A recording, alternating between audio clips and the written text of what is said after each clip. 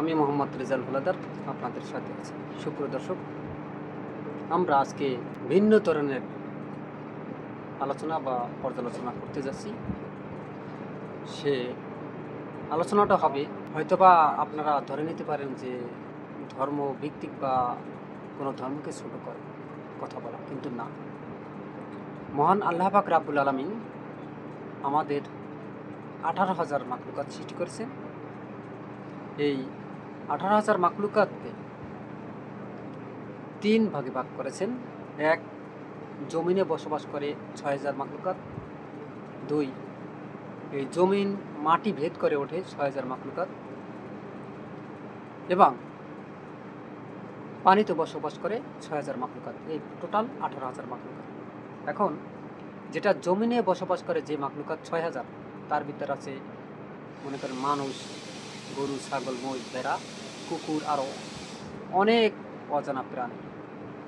এবং মাটিতে ভেদ করে ওঠে 6,000 প্রজাতির যে মাখলুকাত, সেটা হলো আম গাছ, জাম গাছ, কাঁঠাল গাছ, লিচু গাছ, বিভিন্ন ধরনের যত গাছপালা আছে, তরুলতা, ধান গাছ সহ সমস্ত গাছপালা বা উদ্ভিদ। এবং তৃতীয় স্তরে রয়েছে যেটা জলে বাস করে প্রায় 6,000 প্রজাতির মাখলুকাত, যেমন রুই, কাতল, বোয়াল, চিংড়ি সহ বিভিন্ন ধরনের জানা অজানা মাছ। এই টোটাল 18,000 মাখলুকাত। কিন্তু মহান আল্লাহ পাক রাব্বুল আলামিন 18,000 মাখলুকাতের ভিতর শ্রেষ্ঠ মাখলুকাত করেছেন কাকে? মানুষকে। কেন করেছেন? কারণ অন্যান্য প্রাণীর, মানুষ বাদে কোনো প্রাণীর কিন্তু বিবেক দেওয়া হয়নি বা বুদ্ধি দেওয়া হয়নি, যেটা মানুষের রয়েছে। মানুষের কি কি গুণ রয়েছে? মানুষের এক একটা কিন্তু গুণ রয়েছে। কেউ ভালো করে কথা গুছিয়ে বলতে পারে, বুঝাতে পারে মানুষকে। কারো কথা অনেক মিষ্টি, কারো কথা অনেক রাগী, কেউ অনেক সমাজের জন্য সুনাম বয়ে আনে, কেউ দুর্নাম বয়ে আনে। এরকম আর অনেক কাজ আছে। তাই মানুষের বিবেক বুদ্ধি সব আল্লাহ পাক দেওয়ার কারণে এই মানুষকে মহান আল্লাহ পাক রাব্বুল আলামিন বানিয়েছে আশরাফুল মাখলুকাত, অর্থাৎ সৃষ্টি জগতের সেরা মাখলুকাত হিসেবে মানুষকে আল্লাহ মনোনীত করেছে। এখন অনেকে এই মানুষকে অনেকে ছোট করে, যেমন গাভীকে অনেকে মা সম্বোধন করে। কিন্তু যদি গাভী মা হয়, তাহলে বলদ গরু কি? প্রশ্ন যারা এই মা মানেন তাদের। দেখেন, আমি এই প্রসঙ্গটা কেন আসছি, এবার আসি মূল প্রসঙ্গে। মূল প্রসঙ্গ হয়েছে, আপনারা জানেন যে ভারতে বিজেপি যখন জয়লাভ করে, তখন সারা রাজ্যে মানে সংখ্যালঘু যারা মুসলমান আছে তাদের উপর অত্যাচার, নিপীড়ন তারা বাড়ি দেয়। এমনকি হুমকি দেওয়া হয় যে ভারতে যে জায়গায় আছে মসজিদগুলো ভেঙে দেওয়া হবে এবং সে জায়গায় মন্দির করা হবে, এবং আমরা নেমেছি, তোরাও নাম। শুনেন কথাটা। কোনো মসজিদ থাকবে না, কোনো মসজিদ থাকবে না। তো হ্যালো গাইস, আমরা অশোকনগরে পাড়ায় পাড়ায় মোড়ে মোড়ে সব মন্দির করা শুরু করে দিয়েছি। তোমরা যারা বিজেপির সেনা আছো, সবাই শুরু করে দাও মন্দির করা। কোনো মসজিদ থাকবে না, সব মন্দির। হিন্দু শক্তি জয় হয়েছে, সব মন্দির। সবাই বলো জয় শ্রীরাম, জয় শ্রীরাম। মানুষ যদি আশরাফুল মাখলুকাত হয়, তাহলে গরুকে আমরা কেন মা সম্বোধন করব? কারণ কি? তাহলে যদি গরুকে আপনি মা ডাকেন, তাহলে বলদ গরু আপনার বাবা। আর আপনি যদি গরুকেই বাবা মা মানেন, তাহলে আপনাকে যে জন্ম দিয়েছে, অর্থাৎ যার পেট থেকে আপনি জন্মগ্রহণ করেছেন, তাহলে তাকে অপমান করা হয় না? গরু যদি আপনার বাবা মা হয়, তাহলে আপনার বাবা মাকে কিন্তু ওই গরুর কাতারে আনা হয়। কেন আনা হয় জানেন? কারণ একটা গরু আপনাকে দুধ ছাড়া আর মানে গোস্ত ছাড়া কি উপকার করতে পারে? হয়তো বা আপনি জমি চাষ করতে পারেন, এই। কিন্তু একটা বাবা মা আপনার কি উপকার করে জানেন? আপনাকে 10 মাস 10 দিন একটা মা পেটে ধরে, তারপর সেই আপনার মার খাবার থেকে আপনার যে সে রক্তের উৎপাদন হয়, সেই রক্ত থেকে আপনার খাবার তৈরি হয়। সেটা আপনি নাভির মাধ্যমে, আপনার মুখ দিয়ে কিন্তু খাওয়ায় না, ওইটা অপবিত্র জিনিস। আপনার নাভির মাধ্যমে সেটা তারা আপনার পুষ্টি, যে পুষ্টিগুণ হয় সেটা আপনার শরীরে যায়। তারপর আপনি দিনে দিনে দিনে দিনে আস্তে আস্তে বেড়ে ওঠেন। 10 মাস 10 দিন পর আপনি ভূমিষ্ঠ হন পৃথিবীতে। তখন আপনার মা কী করে জানেন?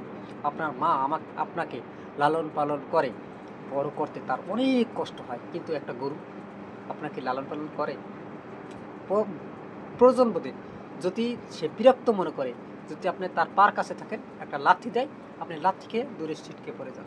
এমনকি অনেকে মারাও যায় এই গরুর লাথি খেয়ে, এরকমও রেকর্ড আছে।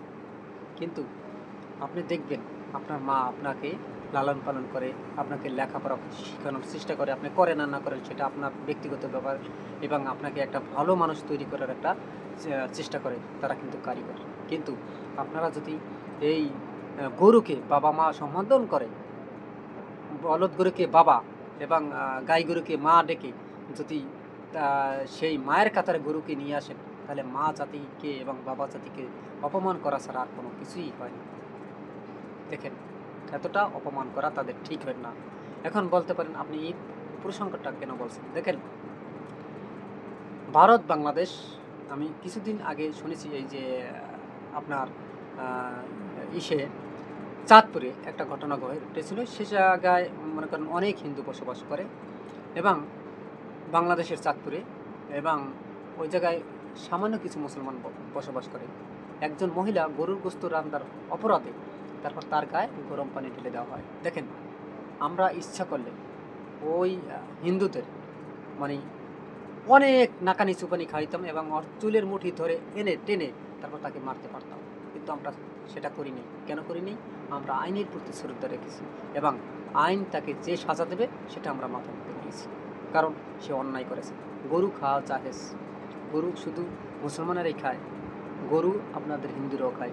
যেমন শুভেন্দুর কথা আপনারা জানেন, সেই যে গরু খেয়েছে, সেই সোশ্যাল মিডিয়ায় সেটা কিন্তু ভাইরাল হয়েছে। আমরা হয়তো বা ভিডিওটা যদি পারি দেখাতে পারবো, চেষ্টা করব। তবে শোনেন, আরেকটি কথা, গরু একটা বাণিজ্যিক ব্যবসায়ও কিন্তু অনেক বিশাল বড় ভূমিকা রাখে। যেমন গরু পাললে আপনার অনেক বরকত হয়। কীভাবে জানেন? আপনি বছরে যদি 2টা গরু পালেন, গাই গরু, আপনার যদি 5 লিটার করে দুধ হয়, 2টা 10 লিটার দুধ হবে। এবং সেই গরু পাললে আপনি গরু দ্বারা গরুরে ঘাস খাওয়ালেন, লালন পালন করেন, প্রত্যেক বছরে 2টা বাচ্চা দেয়। 2টা বাচ্চা দিলে আপনি সেগুলো বিক্রি করে অনেক মূল্য অর্জন করতে পারেন, বা আর্থিক সচ্ছলতা আপনার হয়। কিন্তু এই গরুকে তাই বলে কি আমি বাবা মার সম্মান্তর করতে পারি, একটা মানুষের কাতারে আনতে পারি? কখনই না। কারণ গরু গরুই, ওই সে একটা পশু, এবং মানুষ আল্লাহর সৃষ্টির সেরা জীব, মানুষ। এখন অনেকে বলেন যে গরু খাওয়া যাবে না। কেন ভাই? যেটা আল্লাহ তাআলা জায়েজ করে দিয়েছে সেটাকে আপনার কেন অস্বীকার করবেন? খাওয়া যাবে না। গরুর গোশত সবচেয়ে, পৃথিবীর যত গোশত আছে সবচেয়ে 2টো প্রাণীর খুব সুস্বাদু খাবার। একটা হচ্ছে গরু, দ্বিতীয়টা হচ্ছে আপনার হরিণের মাংস।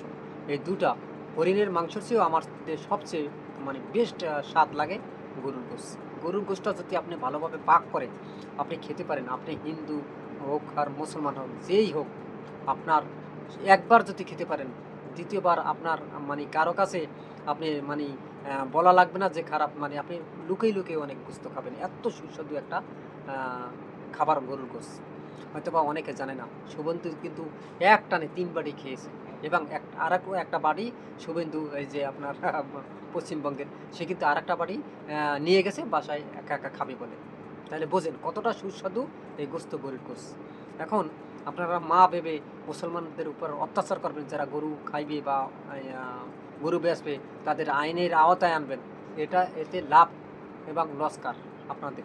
দেখেন, ভারতের হিন্দুরা কিন্তু অলরেডি আন্দোলন করতেছে যে আমাদের গরু যদি মুসলমানদের কাছে না বেশি কুরবানিতে, তাহলে আমাদের এই গরু যেন মোদি সরকার এটা নিয়ে যায়, আমাদের অর্থ যেন তারা দিয়ে যায়।